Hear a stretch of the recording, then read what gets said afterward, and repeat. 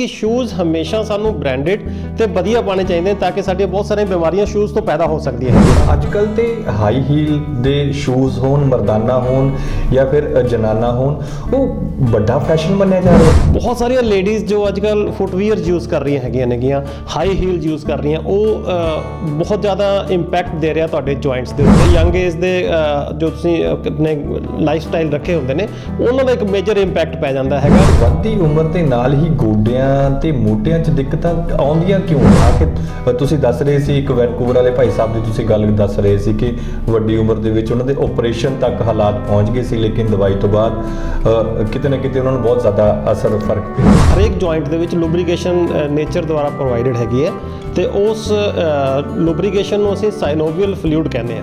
ਆਯੁਰਵੇਦ ਉਸ ਨੂੰ ਕਫ ਕਹਿੰਦਾ ਹੈਗਾ। ਉਹਦੇ ਡਰਾਈ ਹੋਣ ਨਾਲ ਉਹਦੇ ਸੁੱਕਣ ਦੇ ਨਾਲ ਇਹ ਪ੍ਰੋਬਲਮ ਜਿਹੜੀ ਆਸਟੀਓਆਰਥਰਾਈਟਿਸ ਦੀ ਕ੍ਰੀਏਟ ਹੁੰਦੀ ਹੈ। ਇਹ ਛੋਟੇ ਛੋਟੇ ਪੁਆਇੰਟਸ ਹੈਗੇ ਜਿਨ੍ਹਾਂ ਨੂੰ ਅਸੀਂ ਕੰਸੀਡਰ ਕਰਨਾ ਹੁੰਦਾ। ਤੁਸੀਂ ਇਹਨਾਂ ਚੀਜ਼ਾਂ ਨੂੰ ਇਗਨੋਰ ਨਹੀਂ ਕਰ ਸਕਦੇ। ਆਪਣੇ ਜੁਆਇੰਟਸ ਨੂੰ ਅਗਰ ਤੁਸੀਂ ਬਚਾਉਣਾ ਹੈ ਤਾਂ ਐਸਾ ਖਾਣਾ ਨਾ ਖਾਓ। ਮੇਰੇ ਗੋਡੇ ਬਹੁਤ ਦੁਖਦੇ ਸੀ, ਹੁਣ ਮੈਂ ਤੀਜੀ ਵਾਰ ਦਵਾਈ ਲੈਣ ਆਈ ਹਾਂ, ਮੈਨੂੰ ਬਹੁਤ ਫਾਇਦਾ ਹੈ। मेरे गोड्या जो काफ़ी तकलीफ थी और साह भी बहुत ज़्यादा चढ़ता था। मैं इतने डॉक्टर साहब को मिले, डॉक्टर साहब ने मेरी नाड़ी देख के मैंने दवाई महीने दी। उस तो बाद मैंने तकरीबन काफ़ी फर्क पै गया है। ਸਤਿ ਸ਼੍ਰੀ ਅਕਾਲ ਜੀ, ਹਕੀਕਤ ਟੀਵੀ ਪੰਜਾਬੀ ਦੇਖ ਰਹੇ ਸਾਡੇ ਸਾਰੇ ਦਰਸ਼ਕਾਂ ਦਾ ਸਵਾਗਤ। ਮੈਂ ਹਾਂ ਕਾਸਿਫ ਫਾਰੂਕੀ। ਪਿਛਲੇ ਦਿਨੀ ਅਸੀਂ ਗੋਡਿਆਂ ਦੇ ਮੁਤਲਕ ਇੱਕ ਤੁਹਾਨੂੰ ਵੀਡੀਓ ਦਿਖਾਈ ਸੀ ਡਾਕਟਰ ਸੁਨੀਲ ਕੁਮਾਰ ਹੋਰਾਂ ਦੀ। ਉਸ ਵੀਡੀਓ ਨੂੰ ਦੇਖਣ ਤੋਂ ਬਾਅਦ ਬਹੁਤ ਸਾਰੇ ਲੋਕਾਂ ਨੇ ਡਾਕਟਰ ਸੁਨੀਲ ਕੁਮਾਰ ਹੋਰਾਂ ਨਾਲ ਰਾਬਤਾ ਕਾਇਮ ਕੀਤਾ ਅਤੇ ਉਸ ਦਵਾਈ ਦਾ ਕਾਫੀ ਜਿਹੜਾ ਫਾਇਦਾ ਜਿਹੜਾ ਡਾਕਟਰ ਸੁਨੀਲ ਕੁਮਾਰ ਹੋਰਾਂ ਦੇ ਫਾਰਮੂਲੇ ਦਾ ਕਾਫੀ ਜ਼ਿਆਦਾ ਫਾਇਦਾ ਲੋਕਾਂ ਨੂੰ ਆਇਆ और बहुत सारे कॉल्स जी और बहुत सारे सुनेहे मैनू भी प्राप्त होए। लोगों का कहना सी कि सानू गोडियां दे बाबत होर ज़्यादा जानकारी दी जाए। सो असी एक बार फिर लोगों की बहुत वड्डी जिहड़ी मंग दे उत्ते फिर असी पहुंचे हैं डॉक्टर सुनील कुमार होरां दे कोल। उन्हां कोल एक बार फिर समझण की कोशिश करांगे, जानने की कोशिश करांगे कि आखिर जिहड़ी गोडियां दी दिक्कतां इन्नियां ज़्यादा किस तरीके नाल और क्यों आ रही ने। डॉक्टर साहब बहुत बहुत स्वागत है जी एक बार फिर हकीकत टीवी पंजाबी ते। थैंक यू जी, सारे दर्शकों का बहुत बहुत स्वागत। सत श्री अकाल। ਤੇ ਡਾਕਟਰ ਸਾਹਿਬ ਇੱਕ ਹੋਰ ਬੜਾ ਅਹਿਮ ਸਭ ਤੋਂ ਪਹਿਲਾਂ ਇਹ ਸਵਾਲ ਹੈਗਾ ਕਿ ਗੋਡਿਆਂ ਦੀ ਜਿਹੜੀ ਤੁਹਾਡੀ ਪਿਛਲੀ ਵੀਡੀਓ ਹੈ ਉਹ ਤਾਂ ਇੱਕ ਪਾਸੇ ਬਹੁਤ ਜ਼ਿਆਦਾ ਮਕਬੂਲ ਹੋਈ ਹੈ। ਲੋਕ ਹੋਰ ਜਾਣਨਾ ਚਾਹੁੰਦੇ ਨੇ ਗੋਡਿਆਂ ਬਾਰੇ ਕਿ ਆਖਿਰ ਜਿਹੜੀ ਇੰਨੀ ਜ਼ਿਆਦਾ ਦਿੱਕਤ ਹੈ ਇਸ ਵੇਲੇ ਗੋਡਿਆਂ ਦੀਆਂ ਕਿਉਂ ਆ ਰਹੀਆਂ ਨੇ। ਸਰ ਜਿਸ ਤਰ੍ਹਾਂ ਆਪਾਂ ਲਾਸਟ ਜਿਹੜੀ ਵੀਡੀਓ ਸੀ ਉਹਦੇ ਵਿੱਚ ਵੀ ਡਿਸਕਸ ਕੀਤਾ ਸੀ ਕਿ ਗੋਡਿਆਂ ਦੀ ਐਕਚੁਅਲ ਪ੍ਰੋਬਲਮ ਕੀ ਹੈਗੀ ਹੈ। ਗੋਡਿਆਂ ਦੇ ਵਿੱਚ ਦੇਖੋ ਹਰੇਕ ਜੁਆਇੰਟ ਦੇ ਵਿੱਚ ਲੁਬਰੀਕੇਸ਼ਨ ਨੇਚਰ ਦੁਆਰਾ ਪ੍ਰੋਵਾਈਡਡ ਹੈਗੀ ਹੈ ਤੇ ਉਸ ਲੁਬਰੀਕੇਸ਼ਨ ਨੂੰ ਅਸੀਂ ਸਾਈਨੋਵੀਅਲ ਫਲੂਇਡ ਕਹਿੰਦੇ ਆ। ਆਯੁਰਵੇਦ ਉਸ ਨੂੰ ਕਫ ਕਹਿੰਦਾ ਹੈਗਾ। ਉਹਦੇ ਡਰਾਈ ਹੋਣ ਨਾਲ ਉਹਦੇ ਸੁੱਕਣ ਦੇ ਨਾਲ ਇਹ ਪ੍ਰੋਬਲਮ ਜਿਹੜੀ ਆਸਟੀਓਆਰਥਰਾਈਟਿਸ ਦੀ ਕ੍ਰੀਏਟ ਹੁੰਦੀ ਹੈ। ਹੁਣ ਜਿਹੜੀ ਤੁਸੀਂ ਗੱਲ ਕਰ ਰਹੇ ਹੋ ਕਿ ਹੋਰ ਇਹਦੇ ਡਿਟੇਲਸ ਕਿਵੇਂ ਆਪਾਂ ਜਾਣਕਾਰੀ ਲਈਏ, ਦੇਖੋ ਕੁਝ ਤਾਂ ਗੱਲਾਂ ਹੈਗੀਆਂ ਜੋ ਬੁੱਕਸ ਦੇ ਵਿੱਚ ਲਿਖੀਆਂ ਹੋਈਆਂ ਨੇ, ਕੁਝ ਹੈਗੀਆਂ ਜੋ ਤੁਹਾਡੀ ਲਾਈਫ ਦੇ ਵਿੱਚ ਜੋ ਤੁਸੀਂ ਪੇਸ਼ੈਂਟ ਦੇਖਦੇ ਹੋ ਉਹਨਾਂ ਦੇ ਐਕਸਪੀਰੀਅੰਸ ਤੋਂ ਤੁਹਾਨੂੰ ਮਿਲਦੀ ਹੈ, ਪ੍ਰੈਕਟੀਕਲ ਮਿਲਦੀ ਹੈ ਕਿ ਨੇ। ਤਾਂ ਉਹਦੇ ਵਿੱਚ ਇੱਕ ਬੜੀ ਅਹਿਮ ਚੀਜ਼ ਦੇਖਣ ਨੂੰ ਮਿਲਦੀ ਹੈ ਕਿਉਂਕਿ ਆਸਟੀਓਆਰਥਰਾਈਟਿਸ ਜਿਹੜਾ ਹੈਗਾ ਉਹ ਲੇਡੀਜ਼ ਦੇ ਵਿੱਚ ਬਹੁਤ ਜ਼ਿਆਦਾ ਪਾਇਆ ਜਾਂਦਾ ਹੈ ਔਰ ਲੇਡੀਜ਼ ਦੇ ਵਿੱਚ ਵੀ ਜਦੋਂ ਤੁਸੀਂ ਦੇਖੋਗੇ 40-45 ਦੀ ਏਜ ਤੋਂ ਬਾਅਦ ਜ਼ਿਆਦਾ ਸ਼ੁਰੂ ਹੁੰਦਾ ਹੈ। ਹਾਲਾਂਕਿ ਪੇਸ਼ੈਂਟਸ ਅੱਜ ਕੱਲ੍ਹ ਅਰਲੀ ਏਜ ਦੇ ਵਿੱਚ ਵੀ ਮਿਲ ਰਹੇ ਹੈਗੇ ਆ। ਉਹਦਾ ਕਾਰਨ ਕੀ ਹੈ ਕਿ ਆਫਟਰ 40 ਕੈਲਸ਼ੀਅਮ ਜਿਹੜਾ ਹੈਗਾ ਉਹ ਘਟਣਾ ਸ਼ੁਰੂ ਹੋ ਜਾਂਦਾ ਪਹਿਲੀ ਚੀਜ਼। ਦੂਸਰਾ ਬਹੁਤ ਸਾਰੀਆਂ ਲੇਡੀਜ਼ ਜੋ ਅੱਜ ਕੱਲ੍ਹ ਫੁਟਵੀਅਰ ਯੂਜ਼ ਕਰ ਰਹੀਆਂ ਹੈਗੀਆਂ ਨੇਗੀਆਂ ਹਾਈ ਹੀਲ ਯੂਜ਼ ਕਰ ਰਹੀਆਂ ਉਹ ਬਹੁਤ ਜ਼ਿਆਦਾ ਇੰਪੈਕਟ ਦੇ ਰਿਹਾ ਤੁਹਾਡੇ ਜੁਆਇੰਟਸ ਦੇ ਉੱਤੇ ਕਿਉਂਕਿ ਯੰਗ ਏਜ 'ਚ ਪਤਾ ਨਹੀਂ ਲੱਗਦਾ ਕਿ ਜੀ ਸਾਡੇ ਹਾਈ ਹੀਲ ਦਾ ਸਾਡੇ ਇੰਪੈਕਟ ਪੈ ਰਿਹਾ ਜਾਂ ਨਹੀਂ ਪੈ ਰਿਹਾ। ਲੇਕਿਨ ਜਦੋਂ ਤੁਹਾਡਾ ਕੈਲਸ਼ੀਅਮ ਘਟਦਾ ਹੈ, ਇੱਕ 올ਡ ਸਟੇਜ ਆਉਂਦੀ ਹੈਗੀ ਹੈ, ਸਾਈਕਲ ਬੰਦ ਹੋਣਾ ਸ਼ੁਰੂ ਹੁੰਦਾ ਹੈ, ਉਸ ਟਾਈਮ ਦੇ ਉੱਤੇ ਇਹ ਸਾਰੇ ਜੋ ਤੁਹਾਡੇ ਯੰਗ ਏਜ ਦੇ ਜੋ ਤੁਸੀਂ ਆਪਣੇ ਲਾਈਫ ਸਟਾਈਲ ਰੱਖੇ ਹੁੰਦੇ ਨੇ ਉਹਨਾਂ ਦਾ ਇੱਕ ਮੇਜਰ ਇੰਪੈਕਟ ਪੈ ਜਾਂਦਾ ਹੈਗਾ। ਪਰ ਮਾਫ ਕਰਨਾ ਡਾਕਟਰ ਸਾਹਿਬ ਤੁਹਾਨੂੰ ਵਿੱਚੋਂ ਰੋਕ ਰਿਹਾ, ਅੱਜ ਕੱਲ੍ਹ ਤੇ ਹਾਈ ਹੀਲ ਦੇ ਸ਼ੂਜ਼ ਹੋਣ ਮਰਦਾਨਾ ਹੋਣ ਜਾਂ ਫਿਰ ਜਨਾਨਾ ਹੋਣ ਉਹ ਵੱਡਾ ਫੈਸ਼ਨ ਮੰਨਿਆ ਜਾ ਰਿਹਾ ਜੀ। ਸਰ ਫੈਸ਼ਨ ਮੰਨੇ ਜਾਣਾ ਇੱਕ ਅਲੱਗ ਗੱਲ ਹੈਗੀ ਹੈ ਕਿ ਠੀਕ ਹੈ ਮੈਂ ਫੈਸ਼ਨ ਦੇ ਅਨੁਸਾਰ ਕੱਪੜੇ ਪਾ ਰਿਹਾ, ਫੈਸ਼ਨ ਦੇ ਅਨੁਸਾਰ ਜਿਹੜੇ ਹੈਗੇ ਆ ਆਪਣਾ ਫੁੱਟਵੀਅਰਸ ਪਾ ਰਹੇ ਆ। ਲੇਕਿਨ ਇਹਦੇ ਨਾਲ ਨਾਲ ਇੱਕ ਚੀਜ਼ ਹੋਰ ਵੀ ਸਾਡੇ ਜੋ ਬਜ਼ੁਰਗ ਕਹਿੰਦੇ ਹੁੰਦੇ ਹੈਗੇ ਆ, ਅਕਸਰ ਉਹ ਕਹਿੰਦੇ ਸੀ ਕਿ ਜੇ ਕਿਸੇ ਬੰਦੇ ਦੀ ਔਕਾਤ ਦੇਖਣੀ ਹੈ ਜਾਂ ਕਿਸੇ ਬੰਦੇ ਦੀ ਪਰਸਨੈਲਿਟੀ ਨੂੰ ਜਾਣਨਾ ਹੈਗਾ ਤਾਂ ਉਹਦੇ ਸ਼ੂਜ਼ ਨੂੰ ਦੇਖ ਲਓ। ਉਹਦਾ ਕਾਰਨ ਇਹ ਹੁੰਦਾ ਸੀ ਕਿ ਸ਼ੂਜ਼ ਹਮੇਸ਼ਾ ਸਾਨੂੰ ਬ੍ਰਾਂਡਡ ਤੇ ਵਧੀਆ ਪਾਣੇ ਚਾਹੀਦੇ ਤਾਂ ਕਿ ਸਾਡੀਆਂ ਬਹੁਤ ਸਾਰੀਆਂ ਬਿਮਾਰੀਆਂ ਸ਼ੂਜ਼ ਤੋਂ ਪੈਦਾ ਹੋ ਸਕਦੀਆਂ ਹੈਗੀਆਂ ਨੇ। ਔਰ ਦੂਜੀ ਗੱਲ ਜਿਹੜੀ ਤੁਸੀਂ ਕਹਿ ਰਹੇ ਹੋ ਹਾਈ ਹੀਲਸ ਦੀ, ਹਾਈ ਹੀਲਸ ਪਾਣਾ ਠੀਕ ਹੈ ਫੈਸ਼ਨ ਹੈਗਾ ਬਟ ਸੁਜੈਸ਼ਨ ਇਹ ਹੈਗੀ ਹੈ ਕਿ ਹਾਈ ਹੀਲਸ ਪਾ ਕੇ ਤੁਸੀਂ ਇਹ ਨਹੀਂ ਹੋਣਾ ਚਾਹੀਦਾ ਕਿ ਤੁਸੀਂ ਵਾਕ ਕਰ ਰਹੇ ਹੋ, ਤੁਸੀਂ ਦੂਰ ਜ਼ਿਆਦਾ ਲੰਬਾ ਚੱਲ ਰਹੇ ਹੈਗੇ ਹੋ। ਹਾਈ ਹੀਲਸ ਦਾ ਮਤਲਬ ਹੈ ਫੰਕਸ਼ਨਸ ਗਏ 10 ਮਿੰਟ ਵਾਸਤੇ ਪਾਈ, ਠੀਕ ਹੈ, ਲੇਕਿਨ ਅਗਰ ਤੁਸੀਂ ਜ਼ਿਆਦਾ ਲੰਬਾ ਟਾਈਮ ਹਾਈ ਹੀਲ ਪਾਉਂਦੇ ਹੋ, ਕਾਲਜ ਗੋਇੰਗ ਹੈਗੇ ਹੋ ਜਾਂ ਕਾਲਜ ਦੇ ਵਿੱਚ ਪੜ੍ਹਾ ਰਹੇ ਹੋ ਜਾਂ ਆਫਿਸ ਦੇ ਵਿੱਚ ਜਾ ਰਹੇ ਹੈਗੇ ਹੋ, ਤਾਂ ਉਹਦਾ ਇੰਪੈਕਟ ਤੁਹਾਡੇ ਜੁਆਇੰਟਸ ਦੇ ਉੱਤੇ ਆ ਸਕਦਾ ਹੈਗਾ। ਇਹ ਇੱਕ ਪ੍ਰੈਕਟੀਕਲ ਗੱਲ ਹੈਗੀ ਹੈ, ਮੈਂ ਨਹੀਂ ਕਹਿੰਦਾ ਕਿ ਬੁੱਕਸ ਦੇ ਵਿੱਚ ਲਿਖੀ ਹੋਈ ਹੈ, ਬਟ ਪ੍ਰੈਕਟੀਕਲੀ ਇਹ ਗੱਲਾਂ ਨੋਟਿਸ ਹੁੰਦੀਆਂ ਨੇ। ਦੂਸਰਾ ਹੁੰਦਾ ਕਈ ਵਾਰੀ ਅਸੀਂ ਜਿਵੇਂ ਰਨਿੰਗ ਕਰਦੇ ਹੈਗੇ ਆ ਜਾਂ ਗੇਮ ਖੇਲ ਰਹੇ ਹੈਗੇ ਆ, ਹੁਣੇ 2 ਦਿਨ ਪਹਿਲਾਂ ਇੱਕ ਪੇਸ਼ੈਂਟ ਆ ਕੇ ਗਈ ਹੈ, ਉਹ ਬੈਡਮਿੰਟਨ ਪਲੇਅਰ ਸੀ ਤੇ ਉਹਦੇ ਨੀਜ਼ ਦੇ ਵਿੱਚ ਪ੍ਰੋਬਲਮ ਆਈ ਹੈ, 57 ਇਅਰਸ 올ਡ। ਉਹ ਕਹਿੰਦੀ is it due to badminton? ਤਾਂ ਹੁਣ ਉਹਨੂੰ ਜਦੋਂ ਪੁੱਛਿਆ ਗਿਆ ਕਿ ਤੁਸੀਂ ਬੈਡਮਿੰਟਨ ਖੇਲਦੇ ਕਿੱਥੇ ਸੀ, ਤਾਂ ਪਤਾ ਲੱਗਿਆ ਕਿ ਜ਼ਿਆਦਾ ਬੈਡਮਿੰਟਨ ਉਹਨਾਂ ਦੀ ਕੀ ਹੁੰਦੀ ਸੀ, ਜਿਹੜਾ ਪੱਕਾ ਫਲੋਰ ਹੁੰਦਾ ਸੀਮੈਂਟਡ, ਉਹਦੇ ਤੇ ਖੇਲੀ ਜਾਂਦੀ ਸੀਗੀ। ਤੇ ਉਹ ਇੱਕ ਹੁਣ ਦੇਖੋ ਬਾਅਦ ਚ ਨਜ਼ਰ ਆ ਰਿਹਾ ਕਿ ਜੀ ਆਸਟੀਓਆਰਥਰਾਈਟਿਸ ਹੋ ਗਿਆ ਹੈਗਾ। ਸੋ ਇਸ ਕਰਕੇ ਇਹ ਛੋਟੇ ਛੋਟੇ ਪੁਆਇੰਟਸ ਹੈਗੇ ਜਿਨ੍ਹਾਂ ਨੂੰ ਅਸੀਂ ਕੰਸੀਡਰ ਕਰਨਾ ਹੁੰਦਾ। ਤੁਸੀਂ ਇਹਨਾਂ ਚੀਜ਼ਾਂ ਨੂੰ ਇਗਨੋਰ ਨਹੀਂ ਕਰ ਸਕਦੇ। ਆਪਾਂ ਕਹੀਏ ਦੇਖੋ ਵੀਅਰ ਐਂਡ ਟੀਅਰ ਤਾਂ ਹੋਏਗਾ, ਆਪਾਂ ਕੁਝ ਵੀ ਯੂਜ਼ ਕਰਦੇ ਆ ਤਾਂ ਬੋਡੀ ਦੇ ਪਾਰਟਸ ਹੈਗੇ ਆ, ਨੀਜ਼ ਸਾਡਾ ਬੋਡੀ ਦਾ weight ਉਠਾਉਂਦੇ ਹੈਗੇ ਆ, ਤਾਂ ਉਸ ਕੰਡੀਸ਼ਨ ਦੇ ਵਿੱਚ ਥੋੜਾ ਬਹੁਤ ਵੀਅਰ ਐਂਡ ਟੀਅਰ ਹੋਏਗਾ। ਲੇਕਿਨ ਅਗਰ ਤੁਸੀਂ ਐਸੀਆਂ ਸਿਚੁਏਸ਼ਨ ਦੇ ਵਿੱਚ ਚਲੇ ਜਾਂਦੇ ਹੋ, ਸ਼ੂਜ਼ ਇਦਾਂ ਦੇ ਪਾਏ ਹੋਏ ਆ ਜਾਂ ਰਨਿੰਗ ਤੁਸੀਂ ਰੋਡ ਦੇ ਉੱਪਰ ਕਰ ਰਹੇ ਹੈਗੇ ਹੋ, ਤਾਂ ਇੱਕ ਮੇਜਰ ਇੰਪੈਕਟ ਤੁਹਾਡੇ ਨੀਜ਼ ਤੇ ਆ ਸਕਦਾ ਹੈ। ਜੀ ਜੀ। ਤੇ ਡਾਕਟਰ ਸਾਹਿਬ ਜਿਹੜਾ ਅਸੀਂ ਕਹਿ ਸਕਦੇ ਹਾਂ ਕਿ ਵੱਧਦੀ ਉਮਰ ਦੇ ਨਾਲ ਹੀ ਗੋਡਿਆਂ ਤੇ ਮੋਢਿਆਂ 'ਚ ਦਿੱਕਤਾਂ ਆਉਂਦੀਆਂ ਕਿਉਂ ਨੇ? ਆਖਿਰ ਤੁਸੀਂ ਦੱਸ ਰਹੇ ਸੀ ਇੱਕ ਵੈਨਕੂਵਰ ਵਾਲੇ ਭਾਈ ਸਾਹਿਬ ਦੀ ਤੁਸੀਂ ਗੱਲ ਦੱਸ ਰਹੇ ਸੀ ਕਿ ਵੱਡੀ ਉਮਰ ਦੇ ਵਿੱਚ ਉਹਨਾਂ ਦੇ ਆਪਰੇਸ਼ਨ ਤੱਕ ਹਾਲਾਤ ਪਹੁੰਚ ਗਏ ਸੀ, ਲੇਕਿਨ ਦਵਾਈ ਤੋਂ ਬਾਅਦ ਕਿਤੇ ਨਾ ਕਿਤੇ ਉਹਨਾਂ ਨੂੰ ਬਹੁਤ ਜ਼ਿਆਦਾ ਫਰਕ ਪਿਆ। ਸਰ ਦੇਖੋ ਹੁੰਦਾ ਕੀ ਹੈ, ਅਗਰ ਅਸੀਂ ਆਯੁਰਵੇਦ ਮਤ ਅਨੁਸਾਰ, ਕਿਉਂਕਿ ਦਵਾਈ ਆਯੁਰਵੈਦਿਕ ਹੈਗੀ ਆ, ਤਾਂ ਸਾਡਾ ਜਿਹੜਾ ਮੇਨ ਫੋਕਸ ਰਹੇਗਾ ਉਹ ਆਯੁਰਵੇਦ ਦੇ ਉੱਪਰ ਹੀ ਰਹੇਗਾ। ਆਯੁਰਵੇਦ ਮਤ ਅਨੁਸਾਰ ਜੋ ਸਾਡਾ ਬਚਪਨ ਹੈਗਾ ਉਹਦੇ ਵਿੱਚ ਕਫ ਦੋਸ਼ ਡੋਮੀਨੇਟ ਕਰਦਾ ਹੈ, ਜਵਾਨੀ 'ਚ ਪਿੱਤ ਦੋਸ਼ ਡੋਮੀਨੇਟ ਕਰਦਾ ਹੈ, ਔਰ ਬੁਢਾਪੇ ਜਾ ਕੇ ਵਾਤ ਦੋਸ਼ ਡੋਮੀਨੇਟ ਕਰਨਾ ਸ਼ੁਰੂ ਕਰਦਾ ਹੈ। ਤਾਂ ਉਸ ਟਾਈਮ ਤੇ ਜਦੋਂ ਵਾਤ ਦੋਸ਼ ਦਾ ਮਤਲਬ ਹੈ ਖੁਸ਼ਕੀ ਲੈ ਕੇ ਆਣਾ, ਡਰਾਈਨੈਸ ਲੈ ਕੇ ਆਣਾ, ਤਾਂ ਜਦੋਂ ਵਾਤ ਦੋਸ਼ ਨੇ ਡਰਾਈਨੈਸ ਵਧਣਾ ਬੋਡੀ ਦੇ ਵਿੱਚ, ਤਾਂ ਡਰਾਈਨੈਸ ਲੈ ਕੇ ਆਏਗਾ। ਔਰ ਬੀਅਰ ਐਂਡ ਟੀਅਰ ਆਲਰੇਡੀ ਹੋਏ ਹੁੰਦੇ ਹੈਗੇ ਜੁਆਇੰਟਸ ਦੇ ਵਿੱਚ, ਤਾਂ ਇਹ ਜਿਹੜੀ ਬਿਮਾਰੀ ਹੈ ਪਹਿਲਾਂ ਤਾਂ ਇਹੀ ਜਾਣਿਆ ਜਾਂਦਾ ਸੀ ਕਿ ਬਿਮਾਰੀ 60 ਸਾਲ 65 ਸਾਲ ਤੋਂ ਬਾਅਦ ਦੀ ਬਿਮਾਰੀ ਹੈਗੀ ਹੈ। ਬਟ ਕਿਉਂਕਿ ਅੱਜ ਕੱਲ ਦੇਖੋ ਤੁਸੀਂ ਲੋਕਾਂ ਦਾ ਜੋ ਰਹਿਣ ਸਹਿਣ ਹੈ, ਖਾਣ ਪੀਣ ਸਾਡੀ ਯੰਗ ਜਨਰੇਸ਼ਨ ਦਾ ਹੈਗਾ, ਤਾਂ ਅੱਜ ਦੀ ਘੜੀ ਅਸੀਂ ਦੇਖ ਰਹੇ ਹਾਂ ਕਿ ਜਿਹੜੀ ਇਹ ਬਿਮਾਰੀ ਹੈ ਉਹ ਬਹੁਤ ਅਰਲੀ ਏਜ ਦੇ ਵਿੱਚ ਵੀ ਮਿਲ ਰਹੀ ਹੈ। ਡਾਕਟਰ ਸਾਹਿਬ ਕੋਈ ਇਸ ਤਰ੍ਹਾਂ ਦਾ ਵੀ ਫਾਰਮੂਲਾ ਤੁਹਾਡੇ ਕੋਲ ਹੈ ਕਿ ਸਾਨੂੰ ਗੋਡਿਆਂ ਦੀ ਦਿੱਕਤ ਆਵੇ ਨਾ ਜ਼ਿੰਦਗੀ ਦੇ ਵਿੱਚ? ਆਪਣੇ ਜੁਆਇੰਟਸ ਨੂੰ ਅਗਰ ਤੁਸੀਂ ਬਚਾਉਣਾ ਹੈ ਤਾਂ ਐਸਾ ਖਾਣਾ ਨਾ ਖਾਓ ਜਿਹੜਾ ਤੁਹਾਡੀ ਬਾਡੀ ਦੇ ਵਿੱਚ ਰੁਕਸ਼ਤਾ ਲੈ ਕੇ ਆਵੇ ਜਾਂ ਡਰਾਈਨੈਸ ਲੈ ਕੇ ਆਵੇ। ਮੈਂ ਅਕਸਰ ਪੇਸ਼ੈਂਟਸ ਨੂੰ ਕਈ ਵਾਰ ਕੀ ਹੁੰਦਾ ਨਾ ਸਰ, ਪ੍ਰੈਕਟੀਕਲ ਜਦੋਂ ਅਸੀਂ ਗੱਲ ਕਰ ਰਹੇ ਹੁੰਨੇ ਆ ਤਾਂ ਐਗਜ਼ਾਮਪਲ ਦੇ ਕੇ ਬੰਦਾ ਜਲਦੀ ਸਮਝ ਜਾਂਦਾ ਹੈ। ਤੁਸੀਂ ਦੇਖੋ ਤੁਸੀਂ ਕੋਈ ਵੀ 2 ਵੀਲਰ ਚਲਾਉਂਦੇ ਹੋ, 4 ਵੀਲਰ ਚਲਾਉਂਦੇ ਹੋ, ਪੈਟਰੋਲ ਕੱਲਾ ਨਹੀਂ ਪਵਾਇਆ ਜਾਂਦਾ ਕਿਉਂਕਿ ਪੈਟਰੋਲ ਖੁਸ਼ਕ ਕਰ ਦਿੰਦਾ ਹੈਗਾ, ਡਰਾਈਨੈਸ ਲੈ ਕੇ ਆਏਗਾ। ਉਹਦੀ ਜਗ੍ਹਾ ਉਹਦੇ ਨਾਲ ਲੂਬਰੀਕੇਸ਼ਨ ਦਿੱਤੀ ਜਾਂਦੀ ਹੈ। ਅਰਲੀਅਰ ਤਾਂ ਜਿਹੜੇ ਪੁਰਾਣੇ ਬਾਈਕ ਹੁੰਦੇ ਸੀ, ਸਕੂਟਰ ਹੁੰਦੇ ਸੀ, ਉਹਨਾਂ 'ਚ ਮੁਗਲੈਲ ਪੈਟਰੋਲ ਦੇ ਵਿੱਚ ਹੀ ਮਿਕਸ ਕਰਦੇ ਸੀ। ਮੁਗਲੈਲ ਕੀ ਹੈ, ਚਿਕਨਾਈ ਪੈਦਾ ਕਰਦਾ ਹੈ। ਤਾਂ ਇਸੇ ਤਰ੍ਹਾਂ ਸਾਡੀ ਬਾਡੀ ਦੇ ਅੰਦਰ ਵੀ ਚਿਕਨਾਈ ਚਾਹੀਦੀ ਹੈ।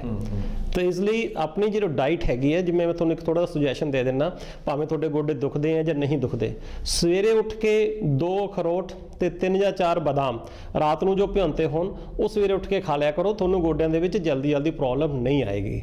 ਇੱਕ ਸਿੰਪਲ ਜਿਹਾ ਟਿਪ ਹੈਗਾ, ਅਕਸਰ ਅਸੀਂ ਖਾਂਦੇ ਆ, ਲੇਕਿਨ ਅਗਰ ਤੁਸੀਂ ਬਦਾਮ ਭਿਉਂ ਕੇ ਛਿੱਲ ਕੇ ਤੇ ਰਾਤ ਦੇ ਅਖਰੋਟ ਭਿਉਂਤੇ ਹੋਏ ਖਾਂਦੇ ਹੋ ਤਾਂ ਐਟਲੀਸਟ ਤੁਹਾਨੂੰ ਜਲਦੀ ਇਹ ਪ੍ਰੋਬਲਮ ਕ੍ਰੀਏਟ ਨਹੀਂ ਹੋਏਗੀ। ਸਰ ਦੇਖੋ ਐਦਾਂ ਕਹਿਣਾ ਕਿ ਸਰ ਦਿੱਕਤ ਆਏਗੀ ਹੀ ਨਹੀਂ ਜਾਂ ਕੋਈ ਚੀਜ਼ ਗਰੰਟੀ ਹੈ, ਇਹ ਮੈਡੀਕਲ ਦੇ ਸ਼ਬਦ ਨਹੀਂ ਹੈਗੇ ਸਰ। ਤੇ ਨਾ ਹੀ ਮੈਂ ਚਾਹੁੰਦਾ ਕਿ ਅਸੀਂ ਜਾਂ ਕੋਈ ਵੀ ਡਾਕਟਰ ਟੀਵੀ ਤੇ ਬੈਠ ਕੇ, ਕਿਉਂਕਿ ਇੱਥੇ ਬਹੁਤ ਸਾਰੇ ਦਰਸ਼ਕ ਇੱਕ ਟਾਈਮ ਤੇ ਤੁਹਾਨੂੰ ਦੇਖ ਰਹੇ ਹੈਗੇ ਆ, ਤਾਂ ਇਦਾਂ ਦਾ ਕੋਈ ਵੀ ਗਲਤ ਮੈਸੇਜ ਕਨਵੇ ਕਰਨਾ ਅੱਛੀ ਗੱਲ ਨਹੀਂ ਹੈ। ਔਰ ਮੇਰੇ ਗੁਰੂ ਨੇ ਮੈਨੂੰ ਇਹ ਨਹੀਂ ਸਿਖਾਇਆ, ਮੈਂ ਤੁਹਾਨੂੰ ਇਦਾਂ ਦੀ ਕੋਈ ਚੀਜ਼ ਕਮਿਟ ਨਹੀਂ ਕਰਾਂਗਾ। ਮੈਡੀਕਲ ਲਾਈਨ ਦੇ ਵਿੱਚ ਗਰੰਟੀ ਸ਼ਬਦ ਨਹੀਂ ਹੁੰਦਾ। ਹਾਂ, ਅਸੀਂ ਆਪਣੀ ਜ਼ਿਆਦਾ ਟੇਕ ਕੇਅਰ ਕਰ ਸਕਦੇ ਹਾਂ, ਆਪਣੇ ਜੁਆਇੰਟਸ ਦੀ ਟੇਕ ਕੇਅਰ ਕਰ ਸਕਦੇ ਹਾਂ। ਉਹ ਟੇਕ ਕੇਅਰ ਬਹੁਤ ਸਿੰਪਲ ਹੈਗੀ ਹੈ। ਅਗਰ ਤੁਹਾਡੇ ਗੋਡੇ ਨਹੀਂ ਦੁਖਦੇ ਤਾਂ ਤੁਸੀਂ ਆਪਣੀ ਧੁੰਨੀ ਦੇ ਵਿੱਚ ਤੇਲ ਜ਼ਰੂਰ ਲਗਾਇਆ ਕਰੋ। ਸਰਦੀਆਂ ਹੈਗੀਆਂ, ਗੋਡਿਆਂ ਦੀ ਮਸਾਜ ਤੇਲ ਦੀ, ਭਾਵੇਂ ਉਹ ਸਰੋਂ ਦੇ ਤੇਲ ਦੀ ਕਰੋ, ਭਾਵੇਂ ਤਿਲਾਂ ਦੇ ਤੇਲ ਦੀ ਕਰੋ, ਜ਼ਰੂਰ ਕਰੋ। ਲੇਕਿਨ ਜਿਨ੍ਹਾਂ ਦੇ ਗੋਡੇ ਦੁਖਦੇ ਹੈਗੇ ਆ ਉਹਨਾਂ ਦੇ ਲਈ ਫਿਰ ਮੈਡੀਕੇਟਡ ਆਇਲ ਚਾਹੀਦੇ ਹੈਗੇ ਆ। ਉਹ ਮੈਡੀਕੇਟਡ ਆਇਲ ਹੀ ਧੁੰਨੀ ਚਲਾਣਗੇ। ਮੈਡੀਕੇਸ਼ਨ ਤੋਂ ਮਤਲਬ ਹੈਗਾ ਕਿ ਤੁਹਾਡਾ ਜਿਹੜਾ ਜੁਆਇੰਟ ਤੇਲ ਹੈਗਾ ਉਹ ਇੱਕ ਸਪੈਸ਼ਲ ਪ੍ਰੋਸੈਸ ਦੇ ਵਿੱਚ ਦੀ ਗੁਜ਼ਰ ਕੇ ਉਹਦੇ ਜਿਹੜੇ ਇਨਗਰੀਡੀਐਂਟ ਹੈਗੇ ਉਹਨਾਂ ਦੇ ਗੁਣਾਂ ਨੂੰ ਵਧਾਇਆ ਗਿਆ ਹੈਗਾ, ਤਾਂ ਉਹੀ ਤੇਲ ਤੁਸੀਂ ਗੋਡਿਆਂ ਤੇ ਵੀ ਲਗਾਉਣਾ ਹੈ। ਠੀਕ ਹੈ, ਇਹੀ ਇੱਕ ਕੇਅਰ ਕਰ ਸਕਦੇ ਹੋ। ਅਗਰ ਮੈਂ ਕਹਾਂ ਕਿ ਸਰ ਨਹੀਂ ਇਹਦੇ ਨਾਲ ਤੁਹਾਡੇ ਹੁਣ ਗੋਡੇ ਕਦੇ ਵੀ ਦੁਖੇ ਨਹੀਂ ਹੋਣਗੇ, ਤਾਂ ਇਦਾਂ ਦਾ ਕੋਈ ਕਿਸੇ ਵੀ ਡਾਕਟਰ ਕੋਲ ਕੋਈ ਇਦਾਂ ਦਾ ਫਾਰਮੂਲਾ ਨਹੀਂ ਹੈਗਾ। ਪਰ ਡਾਕਟਰ ਸਾਹਿਬ ਪਹਿਲਾ ਜ਼ਮਾਨਾ ਹੁੰਦਾ ਸੀ ਕਿ ਅਸੀਂ ਦੇਖਦੇ ਸੀ ਕਿ ਕਈ ਸਾਲ ਲੰਘ ਜਾਂਦੇ ਸੀ ਕਿ ਸਾਡੇ ਆਸ ਪੜੋਸ ਦੇ ਵਿੱਚ ਲੱਤਾਂ ਜਾਂ ਬਾਂਹ ਟੁੱਟਣ ਦਾ ਕੋਈ ਮਾਮਲਾ ਨਹੀਂ ਸਾਹਮਣੇ ਆਉਂਦਾ ਸੀ। ਅੱਜ ਕੱਲ੍ਹ ਤੇ ਪਹਿਲੇ ਸਟੈਪ ਤੋਂ ਬੰਦਾ ਜਾਂ ਔਰਤ ਡਿੱਗਦੀ ਹੈ ਤੇ ਜਾਂ ਤਾਂ ਬਾਂਹ ਬ੍ਰੇਕ ਹੋ ਜਾਂਦੀ ਹੈ, ਉਹਦੀ ਲੱਤ ਟੁੱਟ ਜਾਂਦੀ ਹੈ, ਕਈ ਵਾਰ ਪੱਟ ਵੀ ਟੁੱਟ ਜਾਂਦਾ ਹੈ। ਇਹਦਾ ਕੀ ਕਾਰਨ ਹੈ? ਬੜੀ ਮੇਜਰ ਸਮੱਸਿਆ ਆ ਰਹੀ ਹੈ, ਹੱਡੀ ਜਿਹੜੀ ਛੇਤੀ ਕਿਉਂ ਟੁੱਟ ਰਹੀ ਹੈ? ਸਰ ਦੇਖੋ, ਇੱਕ ਚੀਜ਼ ਹੁਣ ਤੁਹਾਨੂੰ ਇਹ ਤੋਂ ਹਟ ਕੇ ਇੱਕ ਮੈਂ, ਕਿਉਂਕਿ ਐਗਜ਼ਾਮਪਲ ਦੇ ਨਾਲ ਜਲਦੀ ਸਮਝ ਆ ਜਾਊਗਾ। ਜਦੋਂ ਅਸੀਂ ਬਚਪਨ 'ਚ ਪੜ੍ਹਦੇ ਹੁੰਦੇ ਸੀ ਤਾਂ ਸਾਨੂੰ ਇੱਕ ਬੈਲੈਂਸ ਡਾਈਟ ਜਾਂ ਸੰਤੁਲਿਤ ਆਹਾਰ ਕਿਹਾ ਜਾਂਦਾ ਸੀ। ਕਿਹੜਾ ਸੰਤੁਲਿਤ ਆਹਾਰ ਕਹਿੰਦੇ ਸੀ ਸਰ? ਅਸੀਂ ਦੁੱਧ ਕਹਿੰਦੇ ਸੀਗੇ। ਤੇ ਅੱਜ ਦੀ ਘੜੀ ਤੁਸੀਂ ਦੇਖੋ ਦੁੱਧ ਦੀ ਤਾਕਤ ਕੀ ਹੈ। ਪਹਿਲੀ ਗੱਲ ਤਾਂ ਦੁੱਧ ਜਦੋਂ ਅਸੀਂ ਪਸ਼ੂਆਂ ਤੋਂ ਪੈਦਾ ਕਰਦੇ ਹਾਂ, ਪਸ਼ੂਆਂ ਦੇ ਇੰਜੈਕਸ਼ਨ ਲੱਗਦੇ ਆ, ਦੁੱਧ ਦੀ ਤਾਕਤ ਘਟ ਜਾਂਦੀ ਹੈ। ਫਿਰ ਦੂਸਰੀ ਗੱਲ ਹੈ, ਦੁੱਧ ਸਾਡੇ ਕੋਲ ਕਿਸ ਤਰ੍ਹਾਂ ਦਾ ਪਹੁੰਚ ਰਿਹਾ ਹੈ, ਸ਼ਹਿਰਾਂ ਦੇ ਵਿੱਚ ਕਿਸ ਤਰ੍ਹਾਂ ਦਾ ਦੁੱਧ ਪਹੁੰਚ ਰਿਹਾ ਹੈਗਾ, ਪਿੰਡਾਂ ਦੇ ਵਿੱਚ ਮੈਂ ਮੰਨਦਾ ਕਿ ਅਜੇ ਵੀ ਲੋਕ ਖੁਸ਼ਕਿਸਮਤ ਹੈਗੇ ਆ ਜਿਨ੍ਹਾਂ ਕੋਲ ਸ਼ੁੱਧ ਚੀਜ਼ ਮਿਲ ਜਾਂਦੀ ਹੈਗੀ ਹੈ। ਬਟ ਸਾਡੇ ਕੋਲ ਸ਼ੁੱਧ ਚੀਜ਼ ਮਿਲਣਾ ਬਹੁਤ ਵੱਡੀ ਗੱਲ ਹੈਗੀ ਹੈ। ਤਾਂ ਦੁੱਧ ਜਿਹੜਾ ਹੈਗਾ ਇਸ ਮਿਲਕ ਕੈਲਸ਼ੀਅਮ ਦਾ ਇੱਕ ਵੱਡਾ ਸੋਰਸ ਹੈਗਾ, ਤੇ ਕੈਲਸ਼ੀਅਮ ਦੇ ਨਾਲ ਹੀ ਬੋਨਸ ਬਣੀਆਂ ਹੋਈਆਂ, ਠੀਕ ਹੈ। ਦੂਸਰੀ ਚੀਜ਼ ਹੈ ਸਰ ਤੁਹਾਡਾ ਪਾਣੀ ਦੇ ਵਿੱਚ ਵੀ ਤੁਹਾਡੇ ਜਿਹੜੇ ਕੈਲਸ਼ੀਅਮ, ਮੈਗਨੀਸ਼ੀਅਮ, ਫਾਸਫੋਰਸ ਹੁੰਦੇ ਹੈਗੇ, ਲੇਕਿਨ ਅਸੀਂ ਆਰਓ ਦਾ ਪਾਣੀ ਪੀਂਦੇ ਹਾਂ, ਗਰਾਊਂਡ ਵਾਟਰ ਅਸੀਂ ਖਰਾਬ ਕਰ ਚੁੱਕੇ ਹੈਗੇ ਆ, ਉਹ ਵੀ ਸਾਡੀ ਹੱਡੀਆਂ ਦੀ ਵੀਕਨੈਸ ਲੈ ਕੇ ਆ ਰਹੇ ਹੈਗੇ ਆ। ਤੀਸਰੀ ਚੀਜ਼ ਹੈ ਸਾਡੀ ਡਾਈਟ ਦੇ ਵਿੱਚ ਫਾਈਬਰ ਬਹੁਤ ਘਟ ਗਿਆ, ਨਿਊਟ੍ਰੀਸ਼ਨ ਸਾਡੀ ਬੋਡੀ ਨੂੰ ਮਿਲਦੀਆਂ ਨਹੀਂ ਹੈਗੀਆਂ। ਅਸੀਂ ਬਹੁਤ ਇਹੋ ਜਿਹਾ ਖਾਣਾ ਖਾਂਦੇ ਆ ਜਿਹੜਾ ਕਿ ਸਾਡੀ ਬੋਡੀ ਡਾਈਜੈਸਟ ਹੀ ਨਹੀਂ ਕਰ ਪਾਉਂਦੀ। ਤਾਂ ਜਦੋਂ ਬੋਡੀ ਨੇ ਖਾਣਾ ਡਾਈਜੈਸਟ ਨਹੀਂ ਕੀਤਾ, ਸਿਰਫ ਟੇਸਟ ਵਾਸਤੇ ਖਾਣਾ ਖਾਦਾ, ਤਾਂ ਸਾਨੂੰ ਨਿਊਟ੍ਰੀਸ਼ਨ ਕਿੱਥੋਂ ਮਿਲਣੀ ਆ? ਤਾਂ ਨਿਊਟ੍ਰੀਸ਼ਨ ਨਹੀਂ ਮਿਲਣਗੀਆਂ ਤਾਂ ਹੌਲੀ ਹੌਲੀ ਜਿਹੜੀ ਬੋਡੀ ਦੇ ਅੰਦਰ ਕੈਲਸ਼ੀਅਮ ਹੈਗਾ ਉਹ ਊਜ਼ ਆਊਟ ਹੋ ਜਾਏਗਾ। ਤਾਂ ਹੌਲੀ ਹੌਲੀ ਡੈਫੀਨਿਟਲੀ ਹੱਡੀਆਂ ਥੋੜੀਆਂ ਕਮਜ਼ੋਰ ਹੈਗੀਆਂ ਤਾਂ ਝਟਕਾ ਲੱਗੇਗਾ ਤਾਂ ਟੁੱਟਣਗੀਆਂ ਸਰ। ਕੇਸਿਸ ਤਾਂ ਇਹ ਵੀ ਆਏ ਨੇ ਕਿ ਸਕੂਟਰ ਖੜਾਉਂਦੇ ਅਸੀਂ ਯੂਜ਼ ਕੀਤਾ ਤੇ ਹੱਡੀ ਕਰੈਕ ਹੋ ਗਈ। ਯੈਸ ਸਰ, ਬਿਲਕੁਲ ਹੁੰਦਾ। ਜੇ ਹੁਣ ਤੁਸੀਂ ਦੇਖੋ ਨਾ, ਆਪਣਾ ਕੈਲਸ਼ੀਅਮ ਦੇਖੋ, ਵਿਟਾਮਿਨ ਡੀ ਦੇਖੋ, ਹੁਣ ਇਹਦੇ ਨਾਲ ਇੱਕ ਹੋਰ ਚੀਜ਼ ਹੋ ਜਾਂਦੀ ਹੈ, ਕੈਲਸ਼ੀਅਮ ਦੇ ਨਾਲ ਵਿਟਾਮਿਨ ਡੀ ਵੀ ਰਿਕੁਆਇਰਡ ਹੈਗਾ। ਕਿੰਨਾ ਕੁ ਅਸੀਂ ਧੁੱਪ ਦੇ ਵਿੱਚ ਐਕਸਪੋਜ਼ ਹੁੰਦੇ ਆ, ਕਿਉਂਕਿ ਸਨਲਾਈਟ ਹੀ ਤਾਂ ਇੱਕ ਸਾਡੀ ਵਿਟਾਮਿਨ ਡੀ ਪੈਦਾ ਕਰਨ ਦੀ ਇੱਕ ਸਭ ਤੋਂ ਵੱਡੀ ਸਾਡੀ ਤਾਕਤ ਹੈਗੀ ਹੈ। ਪਰ ਅਸੀਂ ਕਿੰਨਾ ਕੁ ਐਕਸਪੋਜ਼ ਹੁੰਦੇ ਆ? ਬਹੁਤ ਘੱਟ ਐਕਸਪੋਜ਼ ਹੁੰਦੇ ਆ। ਉਹਦਾ ਕਾਰਨ ਕੀ ਹੈਗਾ ਕਿ ਜਿਹੜੀ ਸਾਡੀ ਓਜ਼ੋਨ ਲੇਅਰ ਹੈਗੀ ਉਹ ਕੱਟੀ ਹੋਈ ਹੈ, ਇਸ ਲਈ ਧੁੱਪ ਸਾਨੂੰ ਬਰਦਾਸ਼ਤ ਨਹੀਂ ਹੋ ਸਕਦੀ, ਸਕਿਨ ਕੈਂਸਰ ਕਰ ਸਕਦੀ ਹੈ। ਤੇ ਲੇਕਿਨ ਅੱਜ ਦੀ ਘੜੀ ਇੱਕ ਚੀਜ਼ ਤਾਂ ਕਰੋਨਾ ਨੇ ਅੱਛੀ ਕੀਤੀ ਹੈ ਕਿ ਪੋਲਿਊਸ਼ਨ ਘਟਿਆ, ਤਾਂ ਉਹ ਜਿਹੜੀ ਓਜ਼ੋਨ ਲੇਅਰ ਹੈਗੀ ਹੈ ਉਹ ਵੀ ਕਾਫੀ ਹੱਦ ਤੱਕ ਜਿਹੜੀ ਹੈ ਹੀਲ ਹੋ ਗਈ ਹੈ। ਤਾਂ ਉਹ ਧੁੱਪ ਹੁਣ ਸਾਨੂੰ ਉਹਨਾਂ ਪਰੇਸ਼ਾਨ ਨਹੀਂ ਕਰਦੀ। ਤਾਂ ਇਹਦੇ ਲਈ ਇੱਕ ਸੁਜੈਸ਼ਨ ਹੈਗੀ ਹੈ ਕਿ ਤੁਸੀਂ ਮਾਰਨਿੰਗ 8 ਤੋਂ ਲੈ ਕੇ 10 ਵਜੇ ਤੱਕ ਦੀ ਜਿਹੜੀ ਧੁੱਪ ਹੈਗੀ ਹੈ ਉਹ ਜ਼ਰੂਰ ਲਓ, ਥੋੜੀ ਦੇਰ ਵਾਸਤੇ ਪਿੱਠ ਤੇ ਜਾਂ ਮੂੰਹ ਤੇ ਜਾਂ ਥੋੜਾ ਬੋਡੀ ਤੇ ਤੇਲ ਲਗਾ ਕੇ ਛੱਤ ਤੇ ਜਾਂ ਜਿੱਥੇ ਵੀ ਤੁਹਾਨੂੰ ਧੁੱਪ ਦਾ ਐਕਸਪੋਜ਼ਰ ਹੁੰਦਾ ਉਹਨੂੰ ਜ਼ਰੂਰ ਕਰੋ, ਕਿਉਂਕਿ ਸਨਲਾਈਟ ਸਾਡੇ ਸਰੀਰ ਨੂੰ ਬਹੁਤ ਜ਼ਿਆਦਾ ਇੰਪੋਰਟੈਂਟ ਰੋਲ ਪਲੇ ਕਰਦੀ ਹੈ ਵਿਟਾਮਿਨ ਡੀ ਦੇਣ 'ਚ ਜਾਂ ਸਾਡੀ ਇਮਿਊਨ ਸਿਸਟਮ ਨੂੰ ਸਟਰੋਂਗ ਕਰਨ ਦੇ ਵਿੱਚ। ਤਾਂ ਇਹ ਛੋਟੇ ਛੋਟੇ ਪੁਆਇੰਟਸ ਸਰ ਤੁਹਾਡੀ ਡਾਈਟ ਦੇ ਹੀ ਹੈਗੇ ਆ, ਅਗਰ ਤੁਸੀਂ ਇਹਨਾਂ ਨੂੰ ਕੰਸੀਡਰ ਕਰੋਗੇ ਤਾਂ ਹੱਡੀਆਂ ਵੀ ਮਜ਼ਬੂਤ ਹੋਣਗੀਆਂ, ਠੀਕ ਹੈ। ਤੇ ਅਦਰਵਾਈਜ਼ ਤਾਂ ਫਿਰ ਦੇਖੋ, ਤੁਸੀਂ ਇਹ ਗੱਲ ਕਹਿ ਰਹੇ ਹੋ ਸਕੂਟਰ ਖੜਾਉਣ ਦੇ, ਮੈਂ ਇਦਾਂ ਦੇ ਪੇਸ਼ੈਂਟ ਵੀ ਦੇਖੇ ਆ ਕਿ ਬੈਡਮਿੰਟਨ ਦਾ ਸ਼ਾਟ ਮਾਰਿਆ ਤੇ ਹੱਡੀ ਨਿਕਲ ਗਈ ਜੀ। ਅੱਛਾ, ਆਈ ਹੈਡ ਸੀਨ ਦਿਸ, ਇਦਾਂ ਦਾ ਵੀ ਹੁੰਦਾ ਹੈਗਾ, ਕਿਉਂਕਿ ਉਹ ਇੰਨੇ ਜ਼ਿਆਦਾ ਵੀਕ ਹੋਏ ਹੁੰਦੇ ਆ। ਤੇ ਫਿਰ ਉਸ ਤੋਂ ਬਾਅਦ ਪਤਾ ਲੱਗਦਾ ਜੀ ਤਾਂ ਹੁਣ ਸਲਿੰਗ ਪਾ ਕੇ ਰੱਖੋ ਜੀ, ਬੰਨ ਕੇ ਰੱਖੋ ਜੀ। ਤਾਂ ਉਹ ਚੀਜ਼ਾਂ ਸਾਰੀਆਂ ਮੈਟਰ ਕਰਦੀਆਂ, ਤੁਹਾਡੀ ਬੋਡੀ ਦਾ ਕੈਲਸ਼ੀਅਮ, ਵਿਟਾਮਿਨ ਡੀ, ਤੇ ਤੁਹਾਡੀ ਬੋਡੀ ਨੂੰ ਕਿੰਨੇ ਨਿਊਟ੍ਰੀਸ਼ਨ, ਫਾਸਫੋਰਸ, ਮੈਗਨੀਸ਼ੀਅਮ ਕਿੰਨੇ ਮਿਲ ਰਹੇ ਆ, ਕਿੰਨਾ ਤੁਸੀਂ ਅੱਛਾ ਖਾਣਾ ਖਾ ਰਹੇ ਹੋ, ਇਹ ਮੈਟਰ ਕਰਦਾ ਹੈ। ਔਰ ਖਾਣੇ ਦੇ ਨਾਲ ਨਾਲ ਕਦੇ ਫਿਰ ਆਪਣੀ ਜਦੋਂ ਕਦੇ ਡਿਟੇਲ 'ਚ ਗੱਲ ਹੋਈ ਆਪਾਂ ਇਹਦੇ ਤੇ ਗੱਲ ਕਰਾਂਗੇ ਕਿ ਜਿਹੜੀ ਭੋਜਨ ਵਿਧੀ ਹੈ ਉਹ ਕੀ ਕਹਿੰਦੀ ਹੈ ਜੀ। ਤੇ ਪਰ ਡਾਕਟਰ ਸਾਹਿਬ, ਮੈਂ ਜਿਸ ਤਰੀਕੇ ਨਾਲ ਤੁਹਾਡੀ ਪਿਛਲੀ ਇੰਟਰਵਿਊ ਅਸੀਂ ਕੀਤੀ ਸੀ, ਬੜਾ ਵਧੀਆ ਰਿਸਪਾਂਸ ਲੋਕਾਂ ਵੱਲੋਂ ਆਇਆ, ਮਾਤਾਵਾਂ ਵੱਲੋਂ, ਖਾਸ ਕਰਕੇ ਬਜ਼ੁਰਗਾਂ ਵੱਲੋਂ ਬੜਾ ਵੱਡਾ ਰਿਸਪਾਂਸ ਸੀ, ਜੋ ਇਹ ਕਹਿੰਦੇ ਸੀ ਕਿ ਅਸੀਂ ਆਪਰੇਸ਼ਨ ਕਰਾਉਂਦੇ ਬਚੇ। ਤੁਹਾਡੇ ਕੋਲ ਇੱਦਾਂ ਦਾ ਕਿਹੜਾ ਫਾਰਮੂਲਾ ਹੈ ਕਿ ਤੁਸੀਂ ਬੈੱਡ ਤੇ ਪਏ ਬੰਦੇ ਨੂੰ, ਮੈਂ ਦੇਖਿਆ ਸੀ ਤੁਸੀਂ ਇੱਕ ਵੀਡੀਓ ਵੀ ਮੈਨੂੰ ਦਿਖਾਈ ਹੈ ਕਿ ਉਹਨੂੰ ਫੜ ਕੇ ਲੈ ਕੇ ਆ ਰਹੇ ਸੀ ਬਜ਼ੁਰਗ ਨੂੰ, ਤੇ ਜਦੋਂ ਤੁਹਾਡੀ ਵੀਡੀਓ ਦੇਖੀ, ਉਹਨਾਂ ਨੇ ਵੀਡੀਓ ਦੇਖਣ ਤੋਂ ਬਾਅਦ ਉਹਨਾਂ ਨੇ ਤੁਹਾਡਾ ਫਾਰਮੂਲਾ ਯੂਜ਼ ਕੀਤਾ। ਐਸਾ ਕਿਹੜੀ ਗਿੱਦੜ ਸਿੰਘੀ ਹੈ ਤੁਹਾਡੇ ਕੋਲ ਜਿਹੜੇ ਤੁਸੀਂ ਬੈੱਡ ਤੇ ਪਏ ਬੰਦਿਆਂ ਨੂੰ ਤੁਰਨ ਫਿਰਨ ਲਾ ਦਿੰਦੇ ਹੋ, ਆਪਰੇਸ਼ਨ ਤੋਂ ਬਚਾ ਲੈਂਦੇ ਹੋ? ਸਰ ਦੇਖੋ, ਮੈਂ ਤੁਹਾਡੇ ਮਾਧਿਅਮ ਦੇ ਨਾਲ ਦਰਸ਼ਕਾਂ ਨੂੰ ਦੱਸ ਦਿਆਂ, ਐਦਾਂ ਦਾ ਕੋਈ ਜਾਦੂ ਸਾਡੇ ਕੋਲ ਨਹੀਂ ਹੈਗਾ, ਕੋਈ ਵੀ ਜਾਦੂ ਨਹੀਂ ਹੁੰਦਾ। ਸਿਰਫ ਤੁਸੀਂ ਇਸ ਬਿਮਾਰੀ ਨੂੰ ਸਮਝਣਾ ਹੈ ਔਰ ਇਸ ਬਿਮਾਰੀ ਦਾ 70% ਜੋ ਤੁਸੀਂ ਰਿਕਵਰੀ ਕਰਨੀ ਹੈ ਉਹ ਤੁਹਾਡੇ ਹੱਥ ਦੇ ਵਿੱਚ ਹੈ। 30% ਅਸੀਂ ਕੰਮ ਕਰਦੇ ਹਾਂ ਜੋ ਤੁਹਾਨੂੰ ਮੈਡੀਸਨ ਦਿੰਦੇ ਆ। ਹੁਣ ਤੁਸੀਂ ਸਮਝੋ ਇਹ ਬਿਮਾਰੀ ਹੋਈ ਕੀ ਹੈ। ਦੇਖੋ, ਤੁਹਾਨੂੰ ਮੈਂ ਲਾਸਟ ਵੀਡੀਓ ਦੇ ਵਿੱਚ ਮਾਡਲ ਦਿਖਾਇਆ ਸੀਗਾ, ਜਿਹੜਾ ਸਾਡਾ ਕਾਰਟਿਲੇਜ ਕਟਿਆ, ਸੁੱਕਣ ਤੋਂ ਬਾਅਦ ਸਾਡੇ ਜੋੜ ਜਿਹੜੇ ਹੈ ਨੀਚੇ ਆ ਕੇ ਆਪਸ ਦੇ ਵਿੱਚ ਜੁੜੇ ਜਾਂ ਜੁੜਨ ਲੱਗੇ ਹੈਗੇ ਆ। ਉਸ ਕੰਡੀਸ਼ਨ ਦੇ ਵਿੱਚ ਕੀ ਹੁੰਦਾ ਹੈ ਕਿ ਸਾਡੀ, ਅਗਰ ਤੁਸੀਂ ਜਿਹੜੀ ਦਵਾਈ ਮੈਂ ਤੁਹਾਨੂੰ ਦਿਖਾਵਾਂ, ਉਹ ਦਵਾਈ ਦਾ ਜਿਹੜਾ ਹੈਗਾ ਬਾਕਸ ਹੈਗਾ, ਇਹਦੇ ਵਿੱਚ ਹੀ ਸਾਰੀ ਮੈਡੀਸਨ ਹੈਗੀ ਹੈ। ਹੁਣ ਇਸ ਦਵਾਈ ਦੇ ਵਿੱਚ ਐਸੀ ਕੋਈ ਤਾਕਤ ਨਹੀਂ ਹੈ ਕਿ ਤੁਹਾਡੇ ਜੁੜੇ ਹੋਏ ਜੋੜ ਨੂੰ ਖੋਲ ਦੇ, ਨਾ ਇਸ ਦਵਾਈ ਦੇ ਵਿੱਚ ਹੈ, ਨਾ ਹੀ ਕਿਸੇ ਹੋਰ ਦਵਾਈ ਦੇ ਵਿੱਚ ਹੈ, ਠੀਕ ਹੈ। ਇਸ ਚੀਜ਼ ਨੂੰ ਬਹੁਤ ਜ਼ਰੂਰੀ ਹੈ ਸਮਝਣਾ, ਕਿਉਂਕਿ ਬਹੁਤ ਸਾਰੇ ਪੇਸ਼ੈਂਟ ਦੇ ਫੋਨ ਆਉਂਦੇ ਆ ਕਿ ਅਸੀਂ ਜੀ ਉੱਥੋਂ ਦਵਾਈ ਖਾਧੀ ਸੀ, ਅਸੀਂ ਜੀ 10,000 ਰੁਪਇਆ ਲਗਾਤਾ, ਅਸੀਂ ਜੀ 20,000 ਰੁਪਇਆ ਲਗਾਤਾ। ਲੇਕਿਨ ਇੰਪੋਰਟੈਂਟ ਕੀ ਹੈਗਾ, ਟ੍ਰੀਟਮੈਂਟ ਨੂੰ ਪ੍ਰੋਪਰਲੀ ਸਮਝਣਾ। ਜਦੋਂ ਬੰਦਾ ਪ੍ਰੋਪਰਲੀ ਸਮਝਦਾ ਤਾਂ ਡੈਫੀਨਿਟਲੀ ਉਹ ਠੀਕ ਹੋ ਜਾਂਦਾ ਹੈ। ਉਹਦੇ ਵਿੱਚ ਅਸੀਂ ਨਹੀਂ ਕਹਿੰਦੇ ਕਿ ਸਾਡਾ ਰੋਲ ਹੈ, ਉਹਦੇ 70% ਤਾਂ ਤੁਹਾਡਾ ਹੀ ਰੋਲ ਹੁੰਦਾ ਹੈ। ਹੁਣ ਸਮਝਾਉਣਾ ਸਾਡਾ ਕੰਮ। ਮਤਲਬ ਜਿਹੜੀ ਇਹ ਦਵਾਈ ਹੈ, ਇਹ ਦਵਾਈ ਇੱਕ ਤਰ੍ਹਾਂ ਬੂਸਟਰ ਦਾ ਕੰਮ ਕਰੂਗੀ, ਹੀਲਿੰਗ ਦਾ ਕੰਮ ਕਰੂਗੀ ਉਸ ਵੇਲੇ। ਸਰ ਇਹ ਦਵਾਈ ਤੁਹਾਡੀ ਉੱਥੇ ਗਰੀਸ ਨੂੰ ਬਣਾਏਗੀ, ਸਾਈਨੋਵਿਲ ਫਲੂਇਡ ਨੂੰ ਬਣਾਏਗੀ, ਲੇਕਿਨ ਉਹ ਸਾਈਨੋਵਿਲ ਫਲੂਇਡ ਜਿੱਥੇ ਜਾ ਕੇ ਬਣਨਾ ਜਾਂ ਖੜੇ ਹੋਣਾ ਹੈ, ਉਹ ਜਗ੍ਹਾ ਜਿਹੜੀ ਬਣਾਣੀ ਹੈ ਉਹ ਤੁਸੀਂ ਬਣਾਣੀ ਹੈ, ਉਹ ਕਸਰਤ ਕਰਕੇ ਬਣਾਣੀ ਹੈ। ਉਹ ਤੁਹਾਨੂੰ ਕਸਰਤਾਂ ਦਾ ਚਾਰਟ ਅਸੀਂ ਜਿਹੜੀ ਵੀ ਲੈਂਗੁਏਜ ਤੁਸੀਂ ਚਾਹੁੰਦੇ ਹੋ, ਇੰਗਲਿਸ਼, ਪੰਜਾਬੀ ਜਾਂ ਹਿੰਦੀ 'ਚ, ਉਹ ਸਾਰੀਆਂ ਕਸਰਤਾਂ ਬਹੁਤ ਈਜ਼ੀ ਹੈਗੀਆਂ। ਇਸ ਗੱਲ ਤੋਂ ਵੀ ਨਾ ਡਰਿਓ ਕਿ ਕਸਰਤ ਔਖੀ ਹੋਏਗੀ, ਬਹੁਤ ਈਜ਼ੀ ਕਸਰਤ ਹੈ। ਮੰਜੇ ਤੇ ਬੈਠ ਕੇ, ਕੁਰਸੀ ਤੇ ਬੈਠ ਕੇ ਤੁਸੀਂ ਕਰ ਸਕਦੇ ਹੈਗੇ ਹੋ। ਕਸਰਤ ਕਰਨੀ ਰੈਗੂਲਰਲੀ ਹੈ। ਜਿੰਨੀ ਜ਼ਿਆਦਾ ਕਸਰਤ ਕਰੋਗੇ, ਇਹ ਹੋ ਸਕਦਾ ਹੈ ਕਿ ਜਦੋਂ ਤੁਸੀਂ ਕਸਰਤ ਸ਼ੁਰੂ ਕਰੋ ਤਾਂ ਪਹਿਲੇ 1-2 ਦਿਨ ਤੁਹਾਨੂੰ ਪੇਨ ਜ਼ਿਆਦਾ ਮਹਿਸੂਸ ਹੋਵੇ, ਕਿਉਂਕਿ ਹੱਡੀ ਜੁੜੀ ਹੋਈ ਸੀ ਉਹ ਖੁੱਲ ਰਹੀ ਹੈ, ਲੇਕਿਨ ਉਹ ਚੰਗੇ ਵਾਸਤੇ ਹੈ। ਜਦੋਂ ਤੁਸੀਂ ਕਸਰਤ ਕਰ ਕਰਕੇ ਆਪਣੇ ਜੁਆਇੰਟ ਨੂੰ ਖੋਲਤਾ, ਫਿਰ ਇਹ ਮੈਡੀਸਨ ਤੁਹਾਡੇ ਤੇ ਕੰਮ ਕਰੇਗੀ ਸਰ, ਬਹੁਤ ਵਧੀਆ ਕੰਮ ਕਰੇਗੀ। ਹੁਣ ਤੀਜਾ ਰੋਲ ਹੁੰਦਾ ਸਰ ਤੁਹਾਡੀ ਡਾਈਟ ਦਾ, ਕਿਉਂਕਿ ਡਾਈਟ ਅਗਰ ਤੁਸੀਂ ਉਹੀ ਬਾਏ ਵਾਲਾ ਖਾਣਾ ਖਾਂਦੇ ਰਹੇ ਜਿਹਦੇ ਕਰਕੇ ਖੁਸ਼ਕੀ ਆਈ ਹੈਗੀ ਹੈ, ਫਿਰ ਦਵਾਈ ਦਾ ਕੰਮ ਅਸਰ ਜਿਹੜਾ ਹੈਗਾ, ਦਵਾਈ ਨੂੰ ਜ਼ਿਆਦਾ ਕੰਮ ਕਰਨਾ ਪਏਗਾ, ਜਾਂ ਇਹ ਕਹ ਲਓ ਕਿ ਦਵਾਈ ਦਾ ਅਸਰ ਘੱਟ ਹੋਏਗਾ ਸਰ। ਤਾਂ ਆਪਾਂ ਡਾਈਟ ਦਾ ਚਾਰਟ ਵੀ ਤੁਹਾਨੂੰ ਇਸ ਬਾਕਸ ਦੇ ਨਾਲ ਪਾ ਕੇ ਭੇਜਦੇ ਹਾਂ।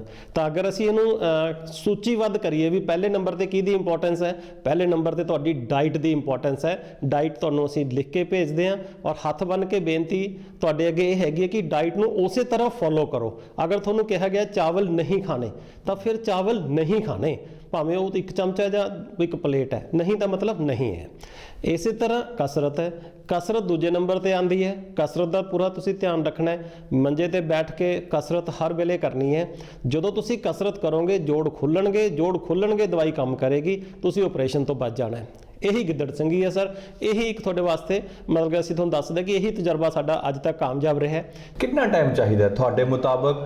ਉਹ ਡਾਈਟ ਵੀ ਪੂਰੇ ਪ੍ਰੋਪਰ ਤਰੀਕੇ ਨਾਲ ਫੋਲੋ ਕਰਦੇ ਨੇ, ਕਸਰਤ ਵੀ ਪ੍ਰੋਪਰ ਤਰੀਕੇ ਨਾਲ, ਜਿਵੇਂ ਤੁਸੀਂ ਜਿਹੜੀ ਕਸਰਤਾਂ ਤੁਸੀਂ ਦੱਸਦੇ ਹੋ ਉਹ ਕਸਰਤਾਂ ਵੀ ਕਰਦੇ ਨੇ, ਤੇ ਇਹ ਜਿਹੜਾ ਤੁਹਾਡਾ ਤੇਲ ਹੈਗਾ ਉਸ ਨੂੰ ਵੀ ਯੂਜ਼ ਕਰਦੇ ਨੇ, ਤੇ ਕਿੰਨਾ ਟਾਈਮ ਚਾਹੀਦਾ ਪ੍ਰੋਪਰ?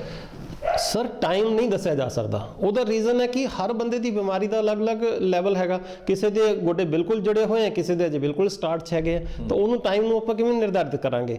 ਡਿਪੈਂਡ ਕਰਦਾ ਕਿ ਪੇਸ਼ੈਂਟ ਕਿੰਨਾ ਵਿਲ ਪਾਵਰ ਦੇ ਨਾਲ ਆਪਣੇ ਆਪ ਨੂੰ ਪ੍ਰਿਪੇਅਰ ਕਰਦਾ ਹੈ, ਐਕਸਰਸਾਈਜ਼ ਕਰਦਾ ਤੇ ਇਨਸਟਰਕਸ਼ਨਸ ਨੂੰ ਫੋਲੋ ਕਰਦਾ ਹੈ। ਠੀਕ ਹੈ, 2 ਮਹੀਨੇ 3 ਮਹੀਨੇ ਲੱਗਣਗੇ, ਹੋ ਸਕਦਾ ਕਿਸੇ ਪੇਸ਼ੈਂਟ ਨੂੰ ਜ਼ਿਆਦਾ ਲੱਗੇ।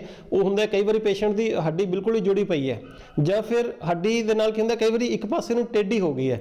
ਹੁਣ ਉਸ ਕੰਡੀਸ਼ਨ 'ਚ ਅਸੀਂ ਕੀ ਕਰ ਸਕਦੇ ਹੈਗੇ ਆ? ਪਹਿਲਾਂ ਤਾਂ ਅਸੀਂ ਇੱਥੇ ਦੇਖਦੇ ਹਾਂ ਕਿ 2-3 ਮਹੀਨੇ ਦੇ ਐਕਸਰਸਾਈਜ਼ ਦੇ ਨਾਲ ਗਰੀਸ ਥੋੜਾ ਬਣਨੀ ਸ਼ੁਰੂ ਹੋਵੇ, ਜੁਆਇੰਟਸ ਖੁੱਲਣੇ ਸ਼ੁਰੂ ਹੋ ਜਾਣ। ਉਸ ਤੋਂ ਬਾਅਦ ਹੱਡੀ ਨੂੰ ਵਾਪਸ ਆਪਣੀ ਜਗ੍ਹਾ ਤੇ ਲੈ ਕੇ ਆਉਣ ਦੇ 2 ਤਰੀਕੇ, ਇੱਕ ਤਾਂ ਮੈਨੂਅਲੀ ਆਪਰੇਸ਼ਨ ਕਰਾ ਕੇ ਹੁੰਦਾ ਹੈਗਾ, ਦੂਸਰਾ ਕੀ ਕਰ ਸਕਦੇ ਹੈਗੇ ਕਿ ਅਸੀਂ ਆਰਕ ਲਗਵਾ ਦਿੰਦੇ ਆ, ਜਿਹੜੇ ਜੁੱਤੇ ਹੈਗੇ ਆ ਉਹਨਾਂ ਦੇ ਨੀਚੇ ਆਰਕ ਲਗਵਾ ਦਿੰਦੇ ਆ, ਤਾਂ ਕਿ ਹੱਡੀ ਜਦੋਂ ਬੋਡੀ ਦਾ ਭਾਰ ਪਵੇ ਵਾਪਸ ਆਪਣਾ ਜੁਆਇੰਟ। ਪਰ ਤੁਸੀਂ ਡਾਕਟਰ ਸਾਹਿਬ ਤੁਸੀਂ ਕਹਿ ਰਹੇ ਹੋ ਕਿ ਗਰੀਸ ਬਣਨਾ ਸ਼ੁਰੂ ਹੋ ਜਾਊਗਾ, ਪਰ ਜਿਹੜੇ ਦੂਸਰੇ ਡਾਕਟਰ ਨੇ ਉਹ ਤਾਂ ਕਹਿੰਦੇ ਨੇ ਜੀ ਗਰੀਸ ਤਾਂ ਬਣ ਹੀ ਨਹੀਂ ਸਕਦੀ ਗੋਡਿਆਂ 'ਚ। ਸਰ ਐਦਾਂ ਕੁਝ ਨਹੀਂ ਹੈ। ਇਹ ਗੱਲਾਂ ਕਹਿਣ ਨੂੰ ਕੋਈ ਕੁਝ ਵੀ ਕਹੇ ਤਾਂ ਫਿਰ ਦਵਾਈ ਕਿਉਂ ਦਿੰਦੇ? ਜੇਕਰ ਇਹ ਕਹਿੰਦੇ ਹੈਗੇ ਆ ਫਿਰ ਦਵਾਈ ਕਿਸ ਚੀਜ਼ ਦੀ ਦਿੰਦੇ ਹੈਗੇ ਆ? ਤਾਂ ਦਵਾਈ ਕਿਉਂ ਦੇ ਰਹੇ ਹੈ? ਕਿਉਂ ਕਹਿ ਰਹੇ ਹੈ ਕਿ ਇਹ ਦਵਾਈ ਖਾ ਲਓ ਜੀ ਤੁਸੀਂ, ਹੈ ਨਾ? ਤਾਂ ਦਵਾਈ ਦੇਣ ਦਾ ਕੀ ਮਤਲਬ ਹੈਗਾ? ਜੋ ਆਯੁਰਵੇਦ ਦੇ ਸਬਸਟੈਂਸ ਹੈਗੇ ਆ, ਜਿਵੇਂ ਹਾਰ ਸ਼ਿੰਗਾਰ ਹੈ, ਇੰਦਰਾਇਣ ਹੈ, ਇੱਦਾਂ ਦੇ ਬਹੁਤ ਸਾਰੇ ਐਸੇ ਦਰੱਬੇ ਹੈਗੇ ਜੋ ਸਾਰੀਆਂ ਚੀਜ਼ਾਂ ਨੂੰ ਰੀਪਰੋਡਿਊਸ ਕਰਦੇ ਹੈਗੇ ਆ, ਔਰ ਪ੍ਰੂਵਨ ਹੈਗਾ, ਪੇਸ਼ੈਂਟ ਤੁਹਾਨੂੰ ਦੱਸ ਹੀ ਰਹੇ ਹੈਗੇ ਆ, ਰਾਦੋ ਤੁਸੀਂ ਆਪ ਵੀ ਖਾ ਕੇ ਦੇਖ ਸਕਦੇ ਹੈਗੇ। ਠੀਕ ਹੈ ਨਾ ਜੀ? ਤੇ ਇਹ ਚੀਜ਼ ਨੂੰ ਆਪਾਂ ਨਹੀਂ ਕਹਿ ਸਕਦੇ। ਦੇਖੋ ਕੋਈ ਕੁਝ ਵੀ ਹਰੇਕ ਬੰਦੇ ਦਾ ਆਪਣਾ ਓਪੀਨੀਅਨ ਹੈਗਾ। ਬਾਕੀ ਜੋ ਚੀਜ਼ਾਂ ਤੁਹਾਡੀ ਬੁੱਕਸ ਦੇ ਵਿੱਚ ਲਿਖੀਆਂ ਹੋਈਆਂ ਨੇ ਕਿ ਕਿਵੇਂ ਕੰਮ ਕਰਦੀਆਂ ਹੈਗੀਆਂ, ਉਹ ਮੈਟਰ ਕਰਦੀਆਂ। ਦੂਸਰਾ ਤੁਸੀਂ ਕਿਸ ਤਰ੍ਹਾਂ ਉਸ ਚੀਜ਼ ਨੂੰ ਫੋਲੋ ਕਰ ਰਹੇ ਹੋ, ਇਹ ਚੀਜ਼ ਮੈਟਰ ਕਰਦੀ ਹੈ। ਬਹੁਤ ਬਹੁਤ ਸ਼ੁਕਰੀਆ ਜੀ ਡਾਕਟਰ ਸਾਹਿਬ ਸਾਰੀ ਗੱਲਬਾਤ ਦੇ ਲਈ। ਮੈਨੂੰ ਲੱਗਦਾ ਹੈ ਕਿ ਪਿਛਲੀ ਵਾਰ ਵਾਂਗ ਇਸ ਵਾਰ ਵੀ ਤੁਹਾਡੀ ਗੱਲਬਾਤ ਤੋਂ ਕਾਫੀ ਲੋਕਾਂ ਨੂੰ ਫਾਇਦਾ ਜਿਹੜਾ ਉਹ ਜ਼ਰੂਰ ਹੋਏਗਾ। ਬਹੁਤ ਬਹੁਤ ਸ਼ੁਕਰੀਆ ਜੀ ਸਾਰੀ ਗੱਲਬਾਤ। ਥੈਂਕ ਯੂ ਜੀ, ਧੰਨਵਾਦ।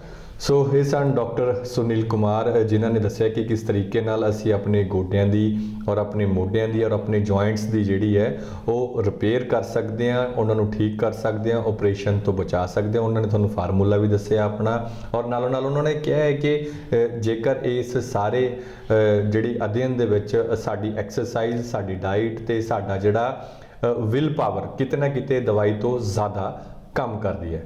ਫਿਲਹਾਲ ਇਹ ਗੱਲਬਾਤ ਤੁਹਾਨੂੰ ਕਿਵੇਂ ਲੱਗੀ, ਇਸ ਬਾਬਤ ਤੁਸੀਂ ਆਪਣੀ ਰਾਏ ਸਾਨੂੰ ਜ਼ਰੂਰ ਦਿਓ। ਤੁਹਾਡੇ ਸਕਰੀਨ ਦੇ ਉੱਤੇ ਡਾਕਟਰ ਸੁਨੀਲ ਕੁਮਾਰ ਹੋਰਾਂ ਦਾ ਜਿਹੜਾ ਨੰਬਰ ਹੈ ਉਹ ਚੱਲ ਰਿਹਾ ਹੈ। ਕਿਸੇ ਨੂੰ ਵੀ ਅਗਰ ਕੋਈ ਸਹਾਇਤਾ, ਕੋਈ ਗੱਲਬਾਤ ਕਰਨ ਦੀ ਇੱਛਾ ਹੈਗੀ ਡਾਕਟਰ ਸੁਨੀਲ ਕੁਮਾਰ ਹੋਰਾਂ ਨਾਲ, ਤਾਂ ਤੁਸੀਂ ਉਹ ਨੰਬਰ ਡਾਇਲ ਕਰਕੇ ਸਿੱਧਾ ਸੰਪਰਕ ਇਹਨਾਂ ਨਾਲ ਕਰ ਸਕਦੇ ਹੋ। ਫਿਲਹਾਲ ਇਹ ਗੱਲਬਾਤ ਤੁਹਾਨੂੰ ਕਿਵੇਂ ਲੱਗੀ, ਇਸ ਬਾਬਤ ਤੁਸੀਂ ਆਪਣੀ ਰਾਏ ਸਾਨੂੰ ਜ਼ਰੂਰ ਦਿਓ। ਮੈਨੂੰ ਇਹ ਗੱਲਬਾਤ ਇੱਥੇ ਹੀ ਖਤਮ ਕਰਨ ਦੀ ਦਿਓ ਆਗਿਆ। ਧੰਨਵਾਦ।